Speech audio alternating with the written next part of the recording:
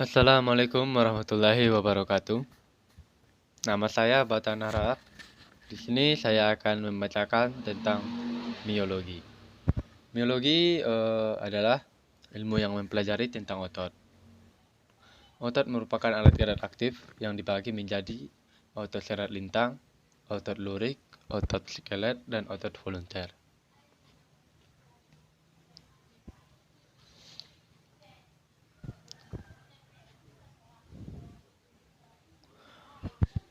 Proses gerak.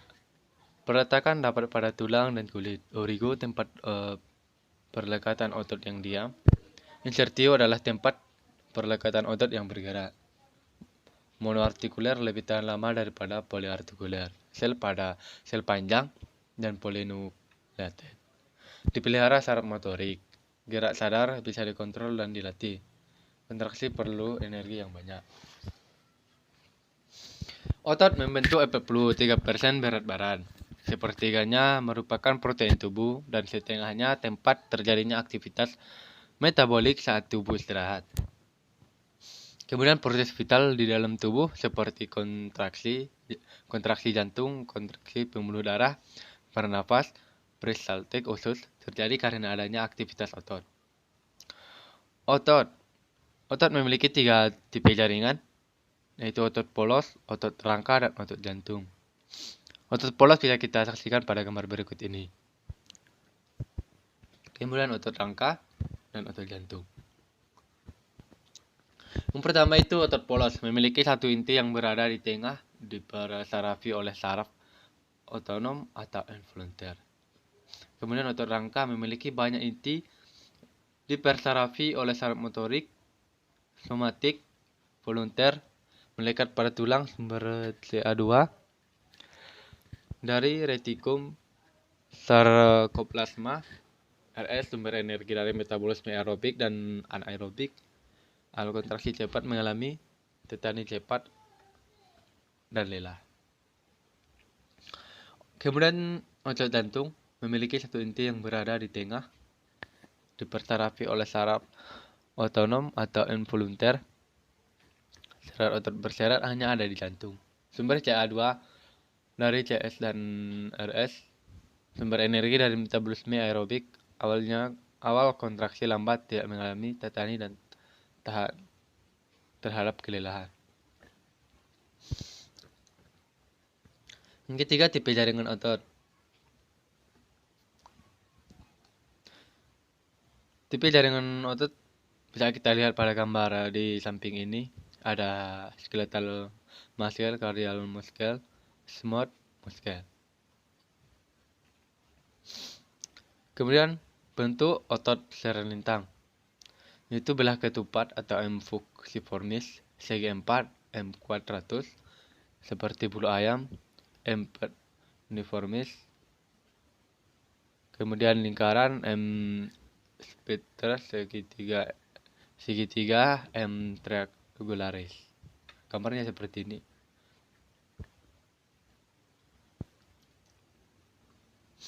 Aksi otot atau macam kontraksi. Yang pertama asimetrik, panjang tetap, isotonik, tetanik, ritmik, kontraktur, insufisiensi otot. Fungsi otot yaitu otot penggerak utama, otot antagonis, otot fiksapi, dan otot sinergis.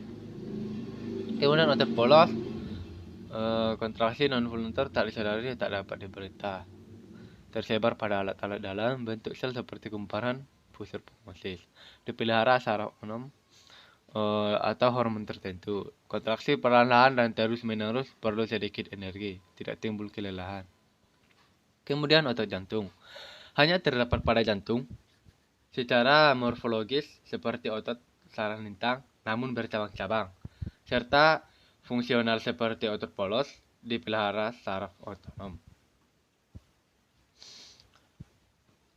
Menghasilkan gerakan langkah, mempertahankan sikap dan posisi tubuh, menyokong jari lunak, menunjukkan pintu masuk dan keluar saluran dalam sistem tubuh, mempertahankan suhu tubuh, kontraksi otot energi padas. Fungsi sistem otot rangka.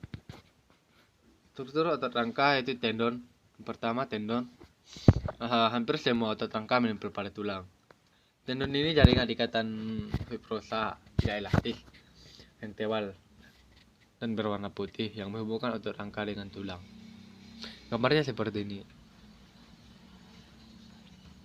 Struktur otot rangka. Pertama, fascia. Otot rangka merupakan kumpulan fasciculus, sel otot. Bentuk silindris yang diikat oleh jaringan ikat. Seluruh serat otot dihimpun menjadi satu oleh jaringan yang disebut epimysium fascia. Setiap fasciculus dipisahkan oleh jaringan ikatan primis. Di dalam fasciculi endomysium mengelilingi satu berkas sel otot. Di antara endomysium dan berkas serat otot tersebar satelit yang berfungsi dalam perbaikan jaringan otot yang rusak. Struktur otot rangka yaitu unit struktur jaringan otot adalah serat otot diameter 0,01 sampai 0,1 mm, panjang 1 sampai 40 mm.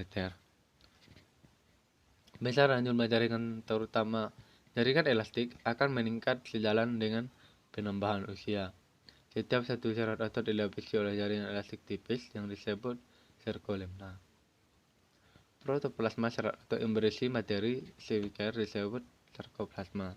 Di dalam matriks serta otot terbenam unit fungsional otot berdiameter 0,01 mm yang disebut myofibril. Struktur otot rangka myofibril tersendiri ini berdiameter 1,2. Di bawah mikroskop myofibril akan tampak seperti pita gelap dan terang yang bersilang. Pita gelap filamen dibentuk oleh miosit. Pita terang filamen dibentuk oleh aktin, tropin, dan tropomiosit.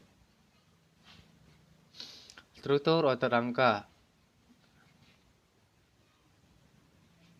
Sarkomer. Sarkomer tertanda filamen tebal, filamen tipis, protein yang menstabil komposisi filamen tebal dan tipis, dan protein yang mengatur interaksi antara filamen tebal dan tipis. Pita gelap, diabetes atau pita terang, filamen tebal terdapat di tengah sarkomer pita A, 3 bagian, garis M, zona A dan zona overlap.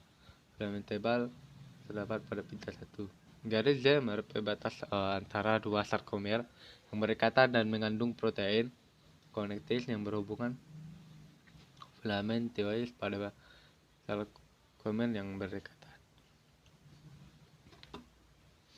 Struktur otot rangka yaitu retikulum sarkoplasma, jejaring kantung dan tubulus yang terorganisir pada jaringan otot, retikulum endoplasma, dan sel lain. Tempat penyimpanan ion C2, tubulus, saluran untuk perpindahan cairan yang mengandung ion, tubulus T, retikulum sarkoplasma berperan dalam metabolisme, eksitasi, dan kontraksi otot. Struktur otot rangka. Motor and plates merupakan tempat inversi ujung-ujung saraf pada otot. Gambarnya seperti gambar di samping ini. Ini contohnya motor and plates. Kemudian komposisi otot rangka. Otot rangka hasilnya 185%, kemudian ekstraer 15%, kemudian sel air 75%, solut 25%, kemudian protein 60% dan lain-lainnya 20%, kemudian fibrilar 65%, sarkoplasmik 30%,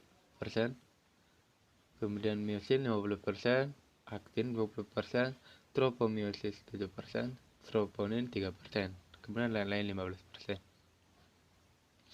Komposisi otot dalam rangka. Pertama, otot merah dan putih. Otot merah mengandung pigmen pernapasan yaitu mioglobin yang berfungsi membawa oksigen dari kapiler darah ekstrasel dan mitokondria intrasel. Kapasitas metabolisme oksidatif yang lebih tinggi dengan aktivitas siklus Krebs dan enzim transporter elektronik yang kuat. Kemudian otot putih kurang mioglobin, kapasitas glikolisis anaerobik yang tinggi dengan aktivitas enzim glikolisis dan fosforilase yang kuat. Kemudian ekstraktif yaitu zat protein yang larut dalam air meliputi kreatinin, fosfat, ADP, asam amino, asam laktat, dan lain-lain. Kemudian protein yaitu komponen enzim otot yang mengkatalisis berbagai tahap pada proses glikolisis merupakan protein sarkoplasmik. Sekian penjelasan dari saya. Salah dan janggalnya saya mohon maaf. Assalamualaikum warahmatullahi wabarakatuh.